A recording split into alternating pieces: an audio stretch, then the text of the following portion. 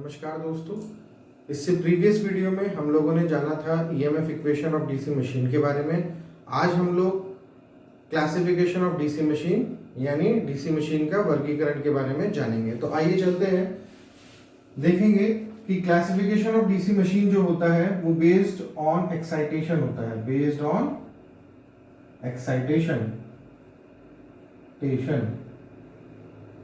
ठीक है, based on excitation. तो सबसे पहले हम जानेंगे एक्साइटेशन होता क्या है। एक्साइटेशन दो प्रकार से हम लोग इसे डिफाइन कर सकते हैं या टू पार्ट्स में डिवाइड होता है। एक होता है आपका वोल्टेज और एक होता है करंट। यहाँ पे हम एक्साइटेशन क्यों यूज कर रहे हैं? हम फील्ड वाइंडिंग को यहाँ पे क्या कर रहे हैं, एक्साइट कर रहे हैं डीसी से। डीसी सप्लाई देके फील्ड वाइंडिंग को हम लोग यहाँ पे क्या कर रहे हैं, एक्साइट कर रहे हैं। तो ये एक्साइटेशन का मीनिंग अब आपको समझ में आ गया होगा। यहाँ पे फील्ड वाइंडिंग को हम लोग क्या कर रहे हैं, डीसी सप्लाई देके एक्साइट कर रहे हैं जिससे कि पोल्स क्रिएट हो जाएं। कौन से पोल्स?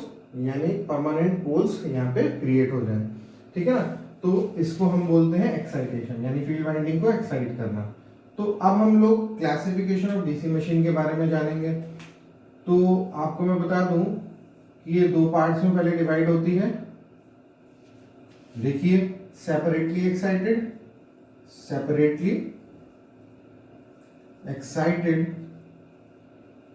डीसी मशीन और एक होता है सेल्फ एक्साइटेड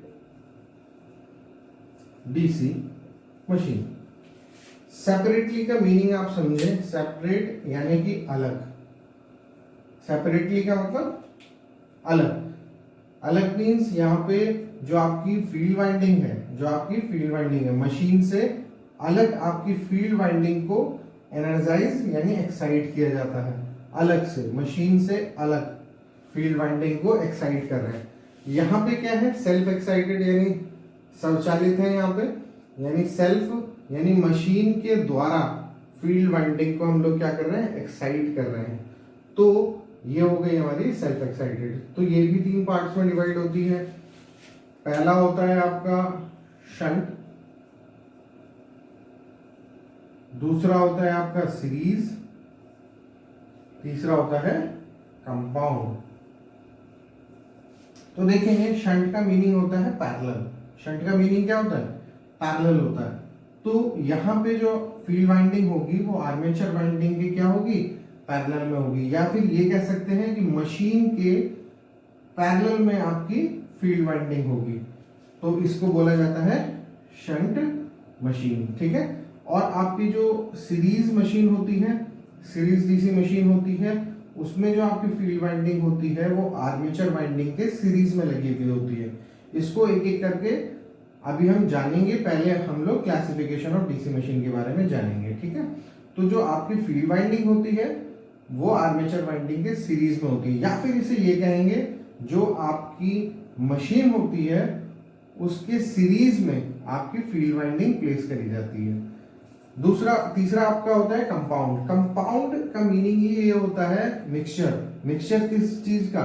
शंट का और सीरीज का। तो this is called as an compound machine, ठीक है। तो कंपाउंड मशीन भी दो पार्ट से डिफाइन करी गई है।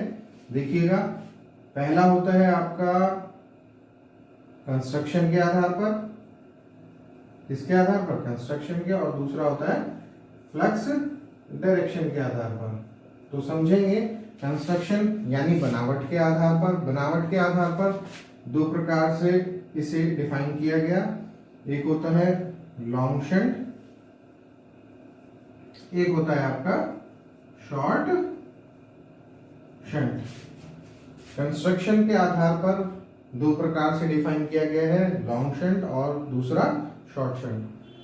फ्लक्स डायरेक्शन के आधार पर ये भी दो प्रकार से डिफाइन किया गया है। Flux direction, actually flux direction एक कॉन्सेप्ट बेस्ड है।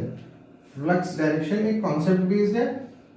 जब कंपाउंड को दो पार्ट्स में डिवाइड किया गया तो एक करा गया था कंस्ट्रक्शन के आधार पर और एक किया गया था flux direction. Flux direction is called as an concept based. ये एक तरीके से कॉन्सेप्ट बेस्ड है, तो कॉन्सेप्ट पे आधारित है ये फ्लक्स डायरेक्शन। तो ये दो प्रकार से होती है। एक होती है कम्युलेटिव मशीन कॉम्युलेटिव और एक होती है डिफरेंशियल।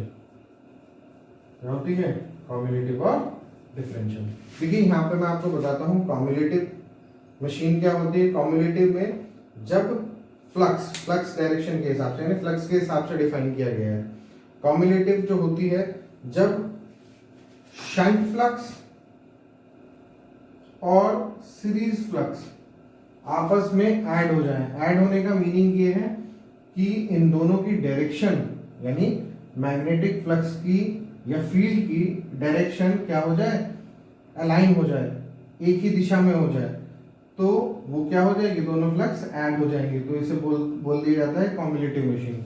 डिफरेंशियल में क्या होता है?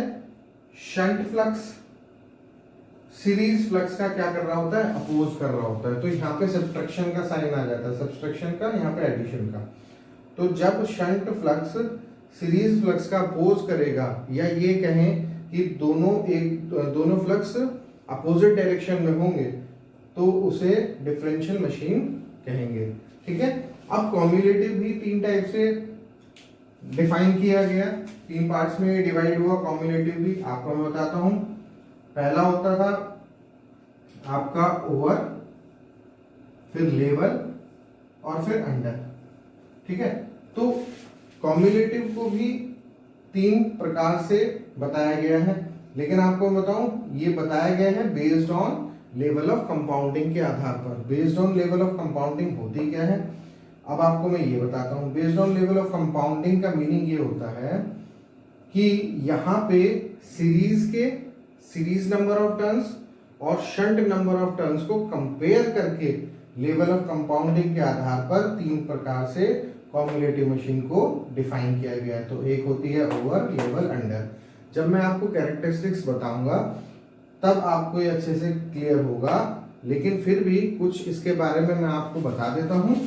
जैसे कि ये जो ओवर, लेवल, अंडर है, इसमें क्या होता है? जो नंबर ऑफ टर्न्स होते हैं सीरीज के जो नंबर ऑफ टर्न्स होते हैं, जब हम डिक्रीज करते चले जाएंगे, सीरीज के नंबर ऑफ टर्न्स जब हम डिक्रीज करते चले जाएंगे तो लेवल ऑफ कंपाउंडिंग आपकी आएगी। जैसे आप पहले ओवर आती है, फिर उसके बाद लेवल आती है, फिर आप जैसे जैसे टर्न्स कम करते चले जाएंगे सीरीज नंबर ऑफ टर्न्स यानी कि सीरीज फील्ड वाइंडिंग के नंबर ऑफ टर्न्स को जैसे जैसे आप डिक्रीज करते चले जाएंगे ऐसे ही आपकी कंपाउंडिंग बनती चली जाएगी। तो ओवर आती है, फिर उसके बाद लेवल आती है, फिर उसके बाद अंडर आती है। तो आपको ये याद रखना है, level of compounding is what, जो आपकी कॉम्युलेटिव के बाद जो लेवल ऑफ कंपाउंडिंग आई है based on level of compounding, उसके आधार पर तीन टाइप से डिफाइन किया गया था, ओवर, लेवल, अंडर।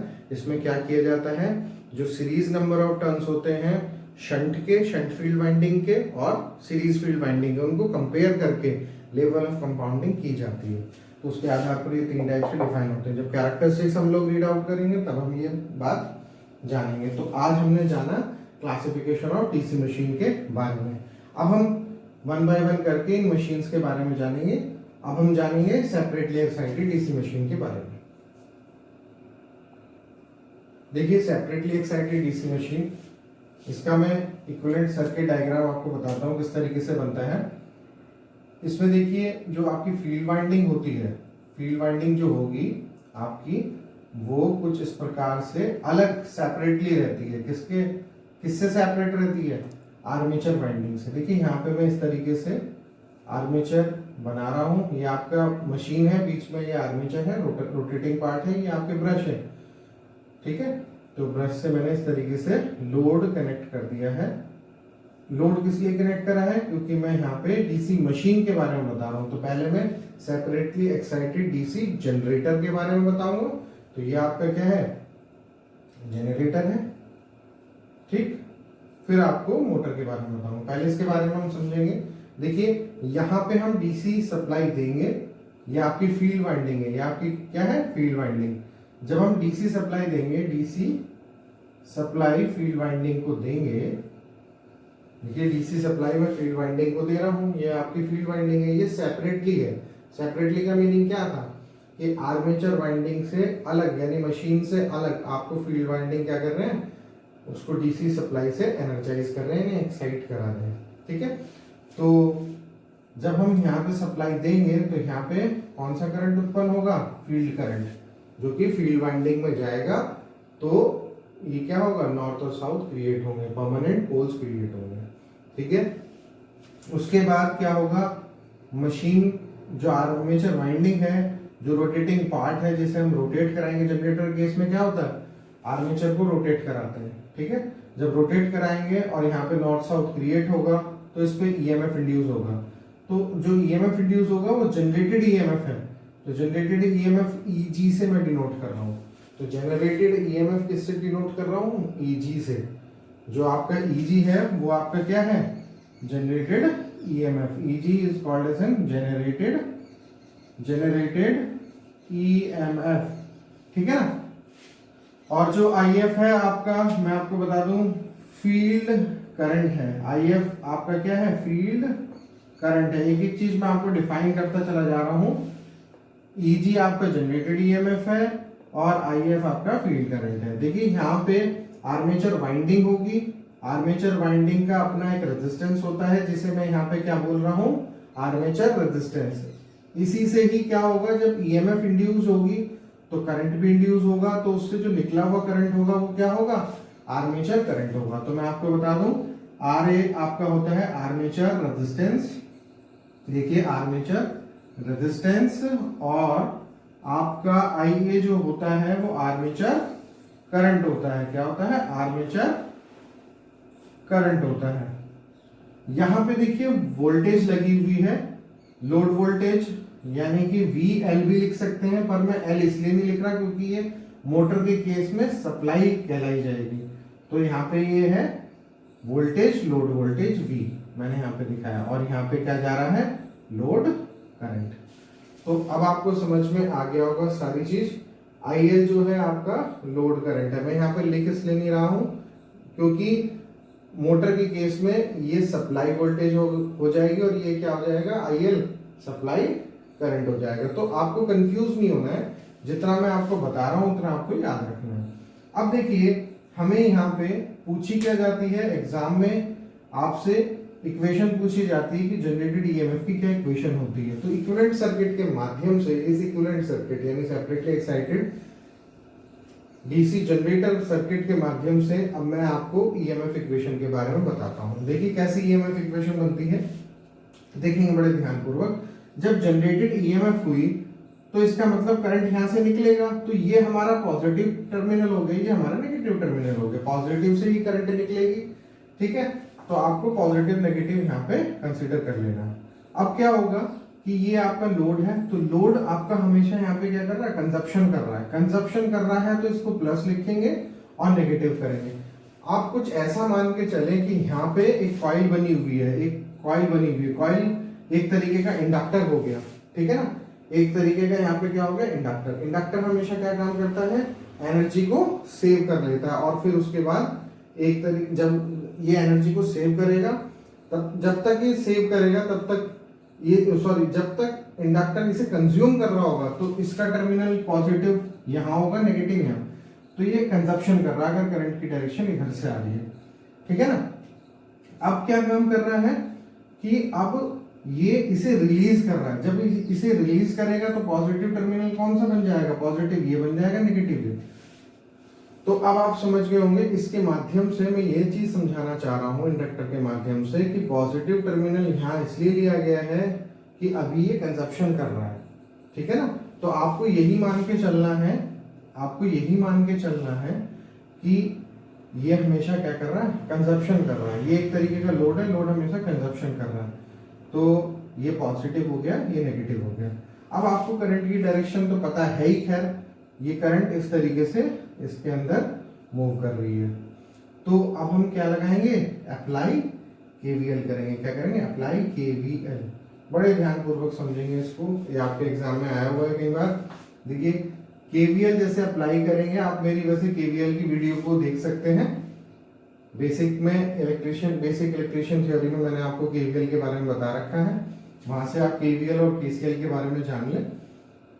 तो देखिए यहाँ पे भी इसे आप समझ सकते हैं। देखिए जब करंट इस डायरेक्शन में घूम रहा है तो ये पहला टर्मिनल क्या पड़ा उसका, नेगेटिव। तो तो मैंने यहाँ पे लिख लिया माइनस का Eg। फिर यहाँ पे देखिए इसका अपना ओन इंटरनल रेजिस्टेंस है, तो आपको समझना क्या है, देखिए इसको इस तरीके से भी मैं लिख सकता हूँ। देखिए इस तरीके से आपको शायद जल्दी से समझ में आ जाए। ये Eg हो गया, ये आपका Ra हो गया, यहाँ से जो करंट निकली है वो क्या निकली है, आर्मेचर करंट Ia। इस तरीके से भी आप इसको समझ सकते हैं। देखिए ये Eg है, तो जो करंट की डायरेक्शन आप ऐसे ले रहे हैं तो नेगेटिव माइनस का Eg हो गया है। फिर उसके बाद हमेशा याद रखना है रेजिस्टेंस का जब जिस डायरेक्शन में करंट है तो वो उसका ये पॉजिटिव टर्मिनल ले लेते हैं और दूसरा नेगेटिव, तो प्लस का IaRa। तो प्लस का मैंने यहाँ पे क्या लिख लिया, IaRa, वोल्टेज ड्रॉप लिख लिया है यहाँ पे V इक्वल्स टू IR, यानी कि IaRa मैंने लिख लिया। आर्मेचर का वोल्टेज ड्रॉप हो गया यहाँ पे। प्लस का अगर ब्रश का भी कोई वोल्टेज ड्रॉप हो रहा है, ब्रश का भी कोई वोल्टेज ड्रॉप हो रहा है तो उसे आप VBT करके लिख सकते हैं। यहाँ पे कोई बड़ी बात नहीं है, मैं इसलिए बता रहा हूँ कभी कभार क्वेश्चन भी इससे आ जाते हैं, तब आपको ब्रश ड्रॉप के बारे में वोल्टेज ब्रश ड्रॉप दे दी होती है या पूछ लेता है, फाइंड कराता है आपसे, तो ये आपको पता होनी चाहिए। तो आप प्लस में ब्रश वोल्टेज ड्रॉप लिखेंगे और प्लस का आपका लोड वोल्टेज होगा, तो लोड वोल्टेज को मैं यहाँ पे ले रहा हूँ इक्वल टू 0। तो Eg क्या इक्वेशन बनेगी, Eg आपको निकालना है यानी जनरेटेड EMF क्या बनेगी इक्वेशन इसकी जनरेटेड EMF की, Eg आप उधर ले जाए तो पॉजिटिव में आ जाएगा, तो क्या बनेगी V प्लस IaRa प्लस का VBD। तो VBD आपका क्या है, ब्रश वोल्टेज ड्रॉप। ठीक है, तो आपकी ये इक्वेशन बनती है जनरेटेड EMF इक्वेशन। क्या बनती है, जनरेटेड EMF इक्वेशन। कभी कभार क्या होता है, अगर ब्रश वोल्टेज ड्रॉप नेग्लेजिबल कर रहे हैं, आप नहीं ले रहे हैं, नहीं कंसीडर कर रहे हैं, तो आप इसे हटा दीजिए, तो आपकी इक्वेशन कुछ इस प्रकार से दिखाई देगी, Eg equals to V plus IaRa। तो ये किसकी इक्वेशन है, सेपरेटली एक्साइटेड डीसी जनरेटर की। अब हम लोग सेपरेटली एक्साइटेड डीसी मोटर के बारे में जानेंगे। तो देखिए यहां पे मैं फिगर बना रहा हूं सेपरेटली एक्साइटेड डीसी मोटर की। देखिए सेम इसी तरीके से बनेगी। अंतर क्या है, ये जैसे आपको अभी समझ में आ जाएगा, ये पॉजिटिव ये नेगेटिव, सेम बिल्कुल ये फील्ड वाइंडिंग है, डीसी सप्लाई दे रहे हैं, बिल्कुल ऐसे ही बनाना है। ठीक है, और यहाँ पे फील्ड करंट बिल्कुल इसी की तरह, जैसे मैंने यहाँ पे फील्ड करंट रखी है, फील्ड वाइंडिंग है, ये हमारी क्या है, फील्ड वाइंडिंग है। इसको हमने डीसी से एनर्जाइज किया है, फील्ड करंट इसमें मूव कर रही है। ठीक है, नॉर्थ और साउथ क्रिएट हो जाएंगे परमानेंट पोल्स। फिर इसी तरीके से आपको यहाँ पे दिखाना है, तो ये ब्रश हो गया, यहाँ पे ब्रश हो गए, और यहाँ पे लोड ना दिखाते हुए क्या दिखाना है, सप्लाई टर्मिनल्स दिखाने हैं। यहाँ पे क्या दिखाने हैं, सप्लाई टर्मिनल्स दिखाने हैं। तो यहाँ पे आपको याद रखना है कि मैं यहाँ EB लिख रहा हूँ। EB क्यों लिख रहा हूँ, क्योंकि मोटर के केस में, मोटर का केस है, ध्यानपूर्वक देखें, मोटर का केस है, सेपरेटली एक्साइटेड डीसी मोटर के बारे में मैं आपको बता रहा हूँ। तो यहाँ पे EB काउंट होगा, यानी बैक EMF होता है यहाँ पे। सेम वही रेजिस्टेंस होगा, IA करंट यहाँ से निकलेगी, अरे करंट यहाँ से नहीं निकलेगी, आपको याद रखना है, सेम इसी तरीके से नहीं बनाना है। करंट अब यहाँ से आएगी, तो यह बात आपको याद रखनी है कि सप्लाई करंट अब कहाँ है, यहाँ से आएगी। तो यहाँ पे क्या लिखना है, यहाँ पे लिखना है आपको I। L में इसलिए लगा रहा हूँ क्योंकि कंफ्यूजन ना हो, आपको बस याद रखना है यहाँ पे लोड करंट है और यहाँ पे क्या है, सप्लाई करंट है। ठीक है, तो मैं यहाँ पे जस्ट प्लस माइनस का V लिख दे रहा हूँ, तो इसलिए मैंने यहाँ पे VL नहीं लिखा था, लेकिन IL इसलिए लिख दिया क्योंकि lot of confusions are created. जब हम आगे पढ़ते हैं शंट और सीरीज के बारे में तो कंफ्यूजन क्रिएट हो जाती है, तो इसलिए मैं यहाँ पे कंफ्यूजन क्रिएट नहीं करना चाह रहा हूँ, मैं यहाँ पे IL ही लेके चल रहा हूँ। तो यहाँ पे आप मान के चल रहे हैं, ये तो लोड है, लोड करंट, और यहाँ पे क्या है, ये लोड करंट सप्लाई करंट हो जाता है। ठीक है, तो ये सप्लाई वोल्टेज हो गई, ये सप्लाई करंट हो गया। तो बस इतनी बात आपको याद रखनी है। ठीक है, अब जो करंट आएगा वो यहाँ पे आएगा, यानी आर्मेचर करंट। ठीक, ये आर्मेचर रेजिस्टेंस हो गया और यहाँ पे ईबी हो गया। तो अब करंट की डायरेक्शन तो पहले ऐसे थी, अब करंट की डायरेक्शन उल्टी हो गई है। तो अब देखिएगा करंट की डायरेक्शन अब उल्टी हो गई है। तो मैं जस्ट यहाँ पे इसी टाइप की एक फिगर फिर ड्रॉ कर देता हूँ जिससे आपको कंफ्यूजन क्रिएट ना हो। तो देखिए यहाँ पे पॉजिटिव नेगेटिव अभी भी है। पॉजिटिव नेगेटिव क्यों है अभी भी? क्योंकि अब ये कंजप्शन कर रहा है। बैक ईएमएफ जो है, जो ईबी दिखाया गया है यहाँ पे, अब ये कंजप्शन कर रहा है, ठीक है ना। तो अब कंजप्शन जब कर रहा है तो करंट की डायरेक्शन उल्टी है, इसी वजह से ये कंजप्शन कर रहा है और ये सप्लाई बना हुआ है। तो ये IA RA और यहाँ पे ईबी हो गया है। तो अब आप देखेंगे कि करंट अब इस दिशा में घूम रही है। तो देखिए KVL करते हैं, अप्लाई KVL। तो देखेंगे किस तरीके से चलेंगे। तो देखिए सबसे पहला टर्मिनल कौन सा है? नेगेटिव का, तो माइनस का मैंने भी ले लिया है। और फिर उसके बाद यहाँ पे रेजिस्टेंस आ जाएगा, तो प्लस आपको ये मानना, जो भी करंट की डायरेक्शन होगी उसको प्लस मान लेना। रेजिस्टेंस का पहला जो टर्मिनल होगा उसे प्लस और दूसरा छूटता हुआ उसे नेगेटिव ले लेना है। तो प्लस का IARA वोल्टेज ड्रॉप हो गया और प्लस का EB। आप चाहो तो वोल्टेज ड्रॉप भी इसमें ऐड कर सकते हो, वोल्टेज ड्रॉप भी ऐड कर सकते हो। तो प्लस का EB इक्वल टू क्या हो गया? 0। पर यहाँ पे मैं ब्रश ड्रॉप जो है वो नेग्लिजिबल मान के चल रहा हूँ, ठीक है। तो जो इक्वेशन बन के आएगी वो क्या बन के आ रही है? माइनस का V प्लस का EB RA IARA plus EB। तो EB आपको यहाँ पे अगर निकालना है तो क्या होगा? EB V कहाँ पहुंच जाएगा? उधर की तरफ, तो V माइनस IA। अब आप समझ गए होंगे कि ये मैंने कौन सी इक्वेशन निकाली। ये बैक ईएमएफ यानी मोटर के हिसाब से मैंने ये इक्वेशन निकाली हुई है और ये इक्वेशन किसके हिसाब से निकली? जनरेटेड ईएमएफ यानी जनरेटर के हिसाब से निकली, ये मोटर के हिसाब से। तो आप देखिए एग्जाम में क्या क्या चीजें पूछी जाती है। एक तो आपसे ये इक्वेशन पूछी जाती है, इस पे न्यूमेरिकल कभी कभार पूछे जाते हैं। तो ये बहुत ही इंपॉर्टेंट है, दोनों की दोनों इक्वेशंस बहुत इंपॉर्टेंट है। ये जनरेटर से बनी हुई है, ये मोटर के द्वारा। अभी मैंने सिर्फ आपको सेपरेटली एक्साइटेड डीसी मशीन का मतलब जनरेटर मोटर दोनों के बारे में आज मैंने आपको बताया। तो अब आप समझ गए होंगे ईजी और ईबी के बारे में। आपको मैं एक बात और बता दूं, एग्जाम में क्या क्या चीजें पूछी जाती हैं। एक एक्स्ट्रा चीज और बताता हूं। देखिए यहाँ पे मोटर के केस में पॉजिटिव होता है, सॉरी जनरेटर के केस में पॉजिटिव और मोटर के केस में यहाँ पे क्या है? नेगेटिव। तो कभी कभार ये भी पूछ लिया जाता है, positive for generator and negative for motor. तो ये भी आपको याद रखना है। Equation both are same but positive और नेगेटिव का अंतर रहेगा। तो आज हमने क्लासिफिकेशन ऑफ डीसी मशीन और सेपरेटली एक्साइटेड डीसी मशीन के बारे में जाना।